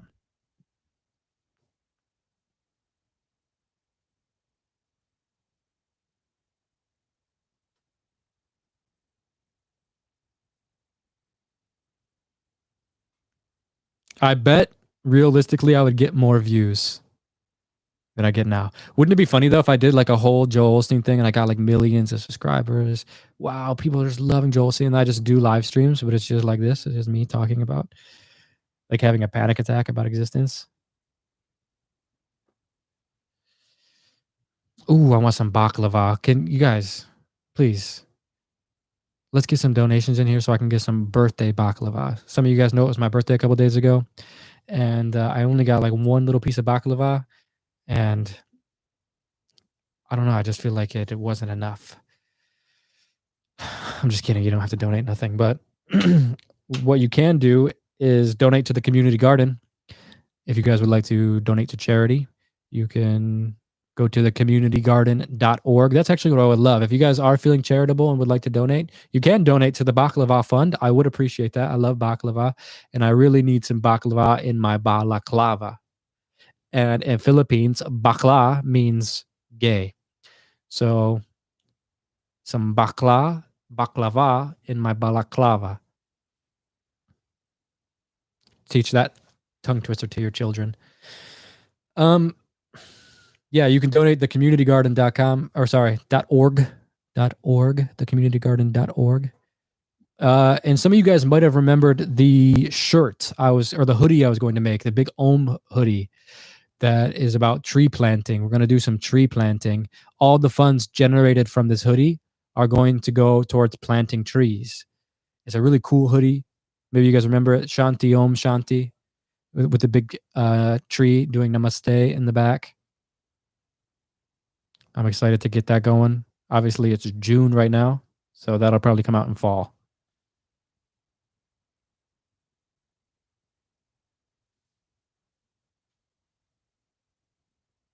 Chia.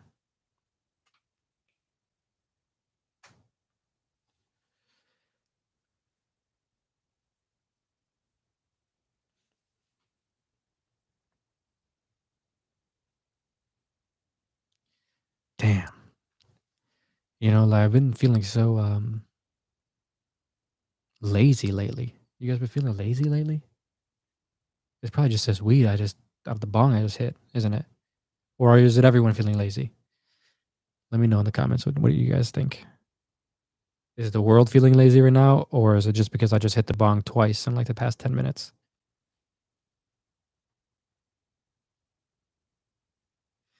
Yeah, you know, I went like 4 months without smoking weed.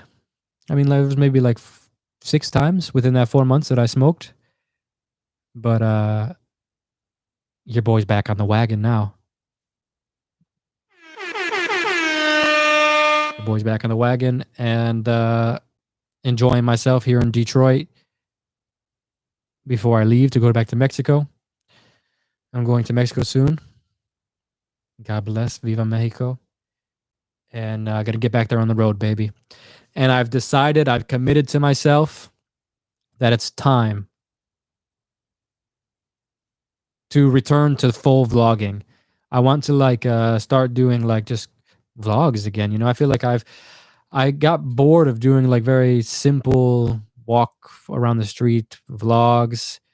But then I lost some footage recently, and there was this one video that I was really looking forward to editing of us walking through this village in India, this deep rural jungle village. And it was just so cool, all the little stuff that was happening.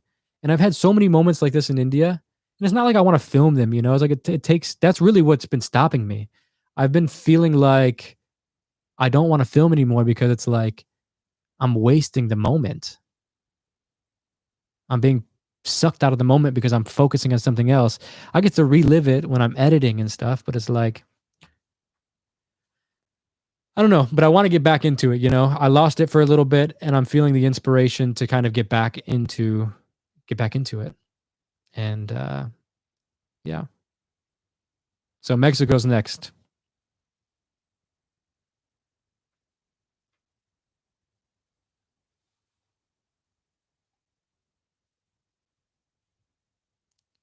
Oh shoot, someone donating to the Baklava fund. Nazuko. Nazuko. You've been watching me for several years from Portugal. How do you say hello in Portugal? Hola, Portugal. Salam alaikum, Portugal. Thank you, brother. Thank you for the baklava donation. I appreciate you. Big ups, Portugal. You're learning lazy Spanish? Yeah, me too. I love Spanglish. Like I got some friends. We all speak Spanish to each other and English, and it's just it's so fun and funny to mix the two languages.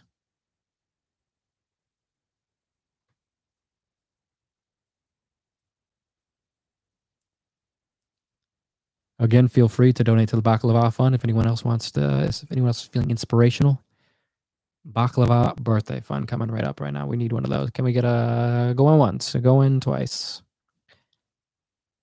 Sorry, I got these stoner munchies, man. I don't mean to pressure you guys into donations, baklava donations. Oh, Genius Dot coming in with that baklava donation right there. Thank you. I appreciate that you find something in my wisdom. It's actually not mine. It just kind of comes through me somehow. I'm an idiot. Sometimes like I'll get a download and it'll just be like, damn, you know, like who said that? Wasn't even me. But you caught me on the counter. It wasn't me. Saw you banging on the sofa. It wasn't me. Even caught you in the counter. It wasn't me. Maxwell, thank you so much. Yeah, I do have a server. I don't use it much. Here, I'll post it right here in the chat. Any of y'all want to join the Discord? I go in there sometimes, but not all the time. But I would love for you guys to join if you want to go in there. There's some people in there. People talk and stuff. How do I find it? Where's it at? It's called the Of Earth server. How do I invite people? You know, like Discord, it's very confusing for me, actually. I don't really know how to use it.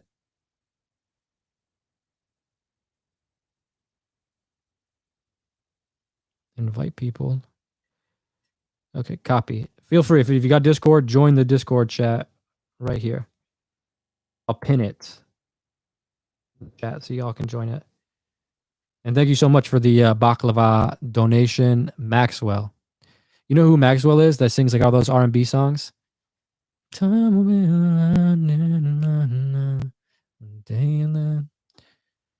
It'd be crazy if that was you. Could you imagine if that was really just you? You were just like, here's $5, bro. Can I join your Discord?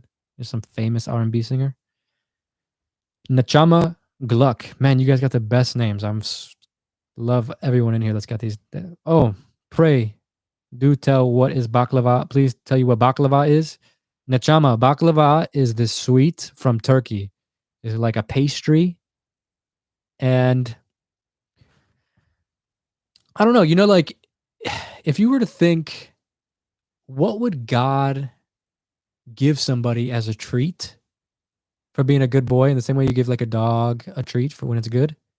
Like if God was to bless someone and say, you've been good, here's check your front porch. I put a little something, I put a little snack out there for you. You'd say, God, you didn't. Did you really? and you were to go out there and look at that snack, that treat, that little human delight, it would be baklava. That's what it is. Kathleen, I love you, Kathleen. Thank you so much for the baklava donation. They're very expensive here in Detroit. It's like $4 for one baklava, where that's like a whole case in Turkey. But whatever. Your boys gotta get a baklava for $4 sometimes. When it's what do they call that? Supply and demand. Like when weed is running low on the streets, you got to pay more. The demand is more. You gotta pay that price.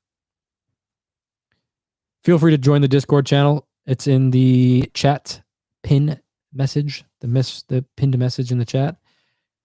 Would love for you guys to join the conversations that go on in there, and would love for you to be active in there and keep it alive. I feel like if it was more alive, I would join more. But there's always some weird guy in there who's like, I don't know, he's always yelling at people and stuff. So I ban him, and I feel like he's just got like 100 accounts or something.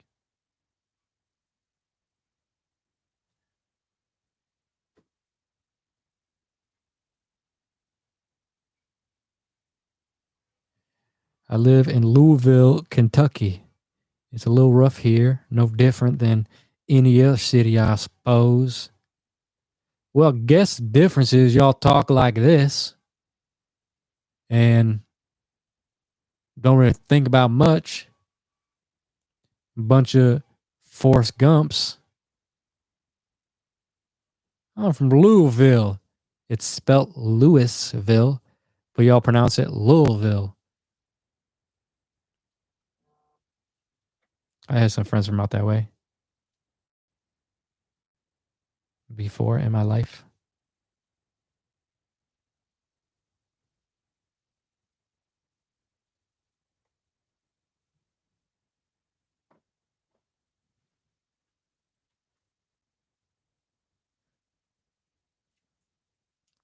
I have some friends from Louisville, Kentucky. No, I'm in Detroit right now, homie.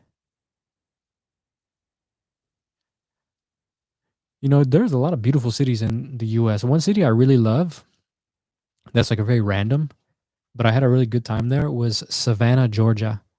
I really liked it there. It felt like, I don't know, like you were just in some... You ever seen that movie Interview with a Vampire? It felt like it was filmed there.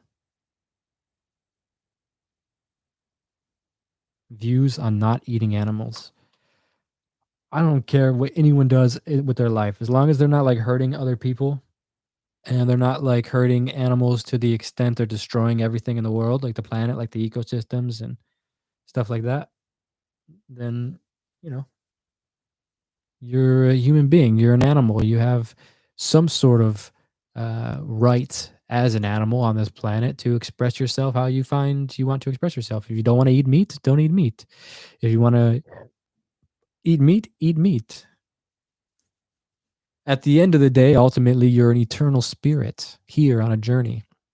What you do here is what you do here, but ultimately there's a part of you that is eternal, and equally a part of the deer or whatever it is you eat. It's all eternal, and it's all just like some flash that's happening in eternity. Don't take it so serious. I think I missed a donation. I think I missed another baklava donation in there. Oh, from our boy Genius Dot, coming in hot with another Canadian loony and toonie. Ooh, where are you from in Canada? From Winnipeg? From Montreal?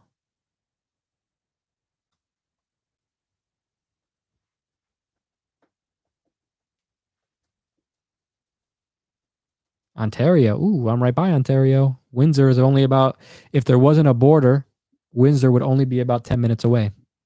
Not maybe 20. Have you been to Bikaner, Rajasthan? I have been to Bikaner, Rajasthan. And you guys want to know a crazy thing about Bikaner, Rajasthan? It's very far. It's in the middle of the desert in Rajasthan. You're basically in Pakistan. Bikaner is got no attractions that would attract the normal tourist, but there is one that would attract the weird people like myself, which is why I went to Bikaner in the first place. Bikaner, Rajasthan, India. The main attraction there is the rat temple. There is a temple there with thousands of rats. They have this story that this rat somehow, and it became holy, and now there's a couple white rats which they worship over the normal rats, and they make these big bowls of milk for all the rat, and there's just rats drinking around the rim of this bowl of milk, and there's shit everywhere, and they're just stepping around, rats running out. The rats are happy. They're not scared of people. Like, you think there would be a rat in your house or a couple rats in your house, they would be hiding, they would never want to see you. But these rats don't care. They walk right over your feet. They don't even think about you. This is the highlight of Bikaner, Rajasthan, India. Yes, I've been there. I loved it. It was a great time. I recommend it to everybody. Everyone go there, see the holy Karni Mata. Go see the holy white rat. Get the blessings. My life has actually been great since those days. So maybe it's real. Oh, don't tell me Nechama Gluck coming in hot with a big baklava donation. This is a personal question. Nechama says, all right, let me see. Let me read the question first, and then I'll let you know if I'm cool with it. If there is any person you met in the world in your travels you could be chilling with right now with the snap of a finger, who would it be? Any person I've met on my travels in this particular moment, or like, is there like one special person for any moment? Like, because there could be two different answers. There might be one person in this particular moment that I met while traveling that I would want to snap to, versus someone I would want to snap to in any moment. Sorry to be so specific, but look, man, like if a genie comes out and says you have 3 wishes, you really got to get the fine print. Can you ask for more wishes? Can my wish be a million wishes?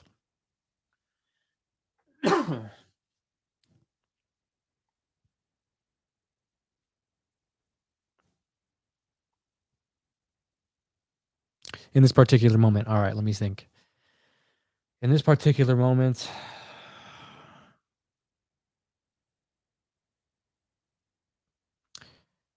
there is, let me think. Yeah, well, I mean, okay, there's a special man in my life. A platonic man. A brother to me that I met while traveling. His name is Bhavani. Some of you may have seen him in my YouTube channel. He's a very special person to me. This is one person that is very special to me that I've met while I was traveling that I think about a lot. Daily, maybe I think about him. And I love spending time with him. He's a very powerful presence, like you think about these gurus in India and these very spiritual people that kind of change your life just by kind of being around them. And like you always hear these crazy stories of like things, when people meet Neem Karoli Baba or they meet Osho or they get sucked into the magic of a charismatic person or a person that has reached some kind of spiritual clarity or enlightenment. And Bhavani Baba is one of these people, like when you're with him, it's like you're high. It's like he makes you high.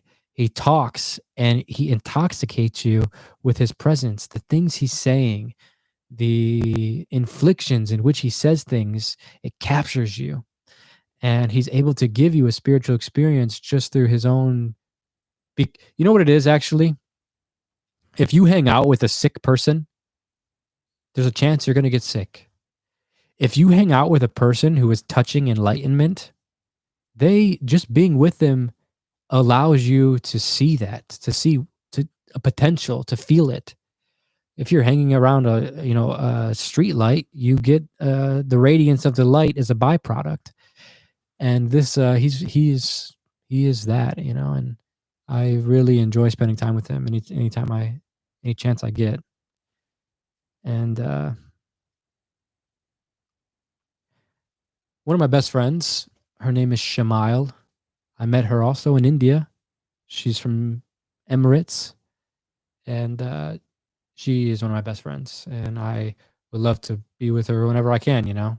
Any moment I get to hang out with her, I get to hang out with her.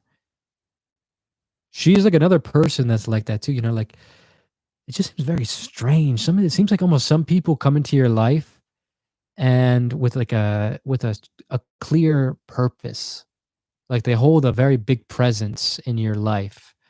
And she's one of those people. She's like a guru or something. Like an angel or something. I don't know.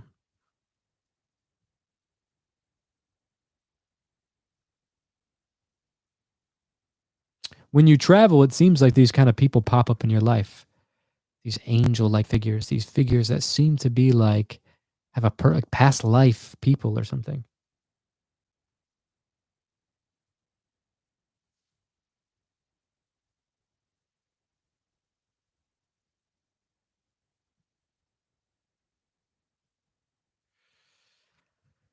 Yes, sir. I'm from the 313. My number starts with 313. Me and Duncan did a podcast once. You can see it. It's on my YouTube channel. I would like to do a new one. Actually, Duncan did my first podcast. Before I had any podcast or speaking capabilities to a microphone like this, he did a podcast with me, and it was a good one. It wasn't bad for my first podcast, but like now it would be way better. Ooh, my leg is asleep. Yeah, Duncan Trussell. I'm a big fan of Duncan Trussell too, so shout out to Duncan. I appreciate him for taking the time out to do a podcast. And he's always nice to me, like he'll randomly just send me a message or just like a photo or something and just kind of let me know he still exists. I mean, he ain't thinking about me like that, but I probably just pop up on his algorithm or something. But like it's very nice for me because I'm a fan of Duncan. So anytime he just gives me a little bit of love, I'm like, beating my chest back at him with love, like throwing my heart at him. Yeah, I love Midnight Gospels. I love his podcast.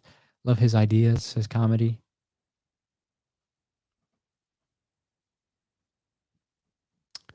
You guys, we're 2 hours in this live stream. I'm going to go get some baklava now. Any last baklava donations before I go? I'm going to say your name. Say your name, say my name. When there's baklava, I will eat it all. Gotta say baklava, baklava, baklava. Opinion about sober life? Well, does baklava count as being sober? Because a life without baklava is one that I question,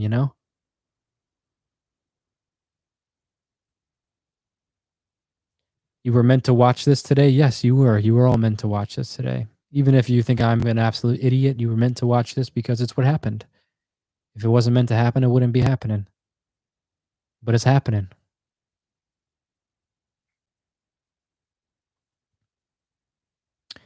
Yeah, I like being sober.